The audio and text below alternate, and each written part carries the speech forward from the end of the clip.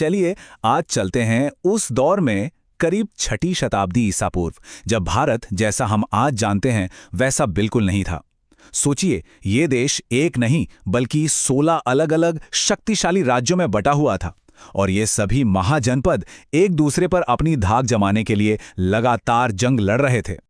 तो सवाल यही उठता है कि इन 16 कंटेंडर्स के बीच आखिर ऐसा क्या हुआ कि सिर्फ एक राज्य, मगध, बाकी सब पर भारी पड़ गया और उसने ही भारत के पहले महान साम्राज्य की नींव रखी। क्या यह सिर्फ किस्मत का खेल था या इसके पीछे कुछ बहुत ही सोची समझी रणनीति थी? तो उस वक्त का पॉलिटिकल सीन कैसा था? देखिए, कहने को तो 16 राज्य थे, पर असली टक्कर, जिसे कहते हैं अ बैटल फॉर सुप्रीमेसी, वो 4 महाशक्तियों के बीच थी: मगध, कोसल, अवंती और वत्स।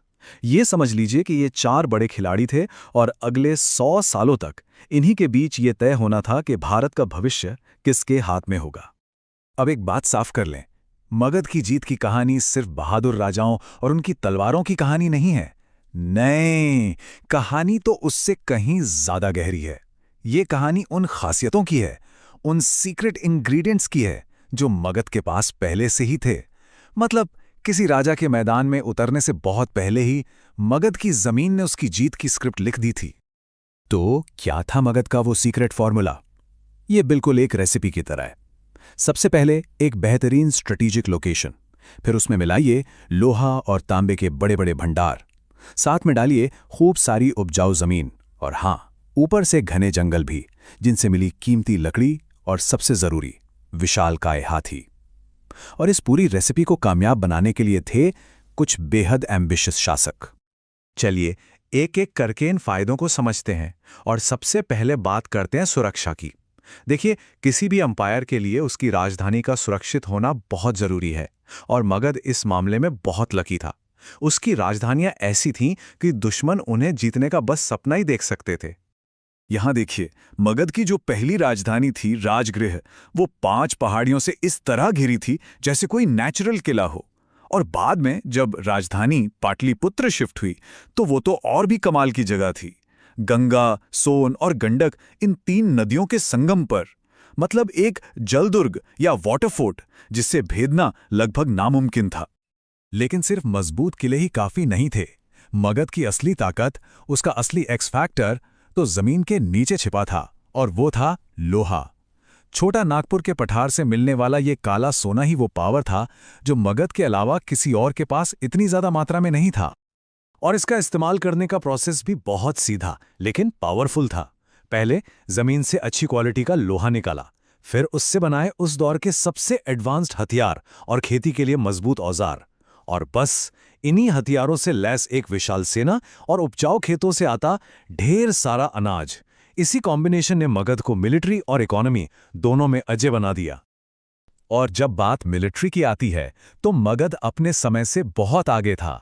जरा सोचिए, जंग के मैदान में हाथियों की एक चलती फिरती दीवार जो दुश्मन सेना को रौंदने के लिए तैयार खड़ी हो। जी हां, मगध पहला ऐसा राज्य था जिसने इतने बड़े स्केल पर हाथियों का इस्तेमाल शुरू किया।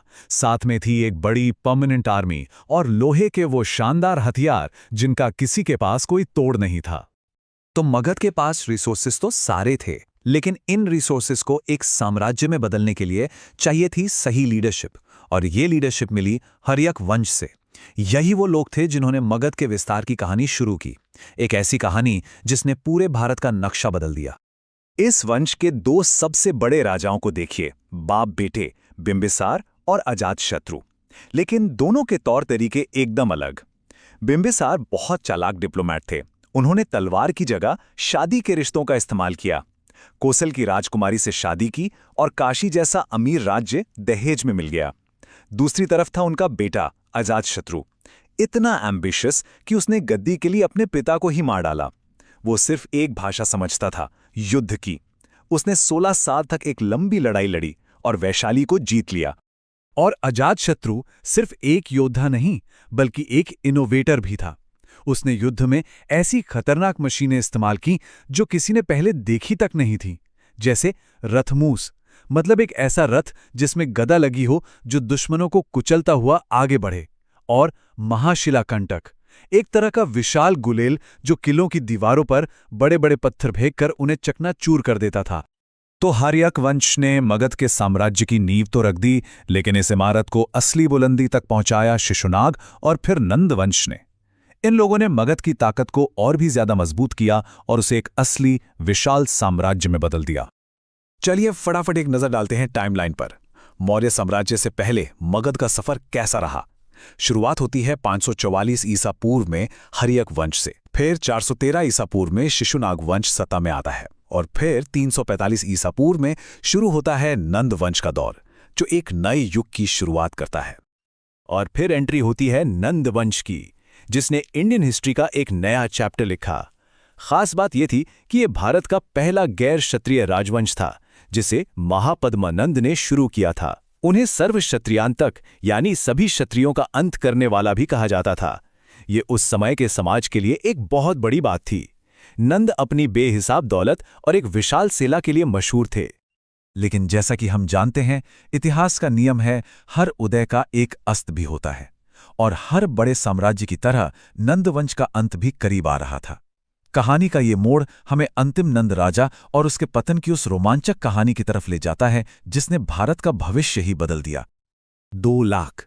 जी हां, ये नंबर है अंतिम नंद राजा धनानंद की पैदल सेना का। सिर्फ पैदल सैनिक ही 2 लाख थे। ये इतनी बड़ी ताकत थी कि इसके डर से दुनिया जीतने निकले सिकंदर की सेना ने भी भारत में आगे बढ़ने से मना कर दिया था। तो फिर सवाल ये उठता है कि इतनी बड़ी ताकत हारी कैसे? जवाब एक शब्द में है, लालच।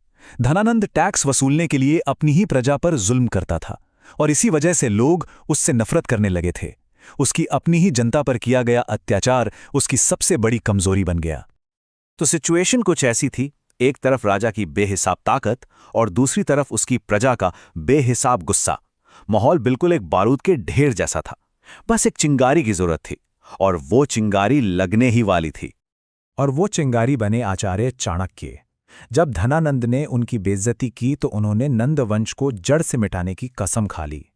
उन्होंने चंद्रगुप्त मौर्य नाम के एक नौजवान में वो काबिलियत दिखी जो एक सम्राट में होनी चाहिए।